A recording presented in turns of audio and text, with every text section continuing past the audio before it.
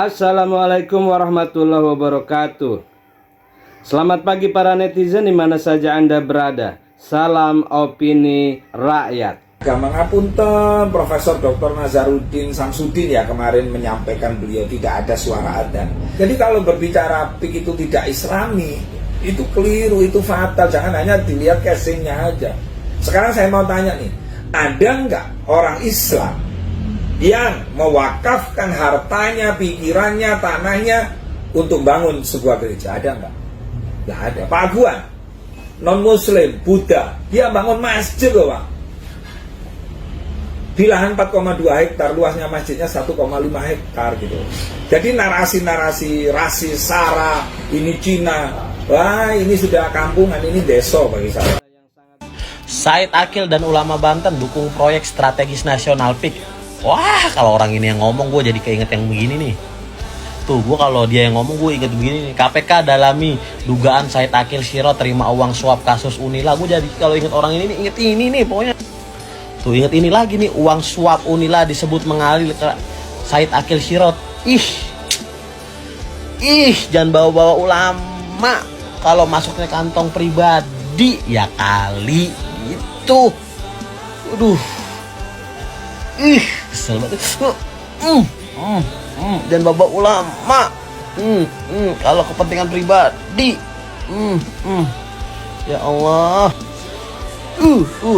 Kalau memperkaya diri sendiri, jangan bawa-bawa ulama. Fokus saja, fokus. Sudah tua. Kamil menang 58% di Pilkada Jakarta. Tentu ini sungguh keterlaluan dan merupakan kejahatan. Jawab Bapak Rahmat. Ya.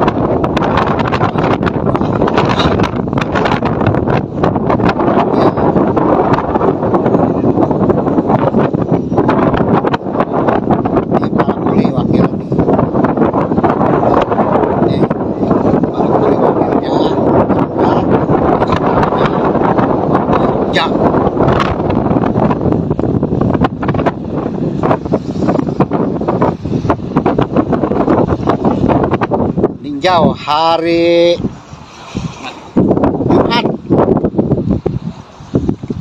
Jumat tanggal 6 Ninjau Bapak Lurah Ninjau kerjaan.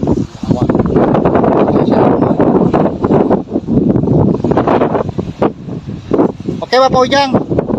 Siap. Terima kasih semuanya. Pak Lurah terima kasih sudah meninjau kerjaan. Proyek-proyek penjajahan PSN Cina terhadap Indonesia segera batal. Langsung saja, Bung Alfian, hari ini kita akan membahas ada orang yang menyebut dirinya Gus Rofi. Nah, anggaplah Gus-Gusan lah ya. Nah, jadi Gusnya ini membantah Bung Alfian di PIK tidak ada kumandang azan. Beliau merespon yang ucapan Imam Istiqlal atau Menteri Agama yang sekarang, Bung Alfian. Nah, intinya di dalam video ini nanti saya akan tanya beberapa hal kepada Bung Alfian. Tapi untuk respon awalnya di Bung Alfian tentang tiba-tiba ketika rakyat sedang membela warga Tangerang, warga Banten, warga Jakarta Utara yang tanahnya dirampas oleh PIK 2, tiba-tiba muncul Gus-Gusan membela PIK 2. Untuk respon awalnya silakan Bung Alfian. Ya. Di poin 11, MUI menyampaikan dalam putusannya meminta kepada pemerintah untuk membatalkan PSN PIK karena menimbulkan mudorot. Sekarang saya tanya deh, kajiannya MUI mana? Kalau dia mengatakan mudorot. Satu. Yang kedua, pernahkah Majelis Ulama Indonesia tabayun kepada pihak pemerintah yang menentukan? Yang menentukan kan zamannya ya Ma'ruf dan Pak Jokowi dong, kan? Bismillahirrahmanirrahim. Kepada keluarga Gus-Gusan di seluruh dunia, di seluruh Indonesia, kepada Gus yang mulia, Gus yang soleh, Gus yang wiroi, agar Anda angkat bicara. Yang jelas, saya ingin mengatakan bahwa respon terhadap adanya pembelaan terhadap PIK 2 ini menurut saya sangat norak ya. Artinya kita bisa mendengar ada mantan anggota DPR RI atau masih anggota DPR RI yang dengan sangat tajam sekali membela. Nah, kembali dengan adanya Gus Rofi ini, saya ingin mengajak pada seluruh masyarakat. Nama saya Alfian Tanjung. saya bertinggal di Jazirah, Banten, tepatnya di kota Tangerang, sudah 45 tahun. Sebutlah kalau sekarang 46 tahun. Intinya saya berada di daerah ini sebagai perjalanan hidup dan saya ingin mengatakan bahwa apa yang dibela itu merupakan sebuah lip service, sebuah omongan-omongan penjilat, pengkhianat, dan kemudian menjadi ucapan-ucapan yang harus dilawan sebagai bentuk kita tidak mau mengulangi penjajahan Belanda yang kelamaan. Nah, sesungguhnya Belanda di Indonesia itu dari masa dia datang, justru jumlah mereka cuma 16.000 orang tentaranya. Tetapi londo ireng, para pengkhianat itu bisa orang-orang pribumi umum, orang yang punya penampakan sebagai tokoh agama, dan segala macam itu pengkhianat lah yang membuat penjajahan menjadi langgeng dan semakin kejam. Jadi hari ini kita tidak akan mentoleransi siapapun yang membahasakan aspirasi para penjahat, yang melakukan aneksasi, yang melakukan proses pencaplokan hak-hak rakyat dengan nama PSN yang sudah saatnya dihentikan total dan sudah saatnya dilakukan perlawanan yang berskala semesta nasional. Begitu Bung Kameramen. Iya, Bung Alfian. Memang unik ya muncul gus-gusan ini, karena sebetulnya yang kita respon adalah perampasan tanah ya Bung Alfian. Salah satunya lah ya, bagaimana tanah masyarakat dirampas, dibeli dengan harga murah, ada yang 50.000 semeternya, dijual kembali per meternya 32 juta, ini kan konyol. Nah Bung Alfian, merespon dalam video ini, pertama yang saya garis bawahi, nanti teman-teman kita munculkan cuplikan videonya. Yang pertama, Gus ini menyampaikan, ada nggak orang Islam yang kayak aguan, pakai duitnya sendiri, dananya sendiri, bangun rumah ibadah non-Islam. Dia membandingkan itu Bung Alfian.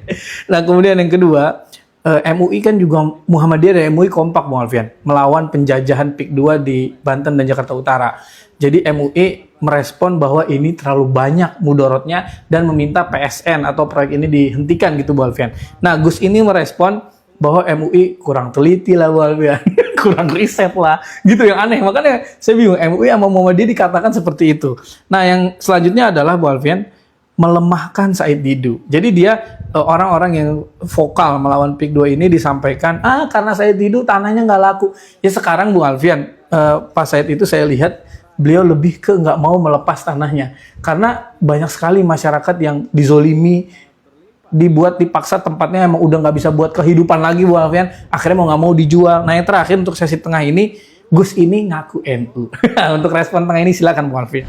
Nah ini rame karena Said itu tanahnya nggak dibeli oleh PIK, itu aja saya bilang.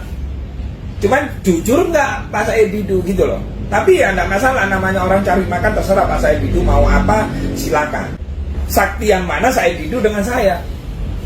Kalau saya sebagai ketua umum BKN, sebagai orang NU, konkret.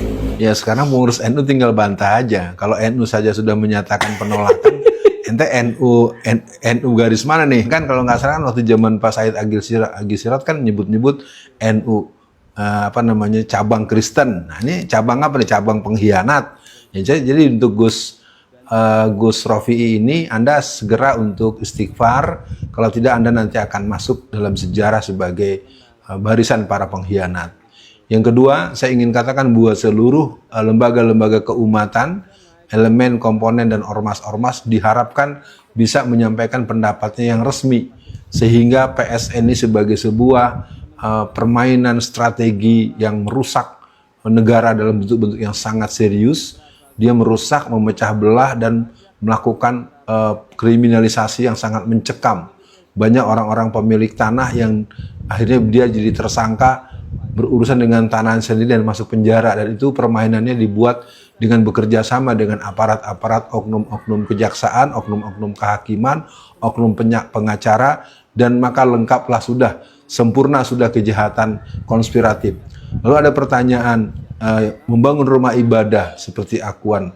Akuan itu duitnya dari mana?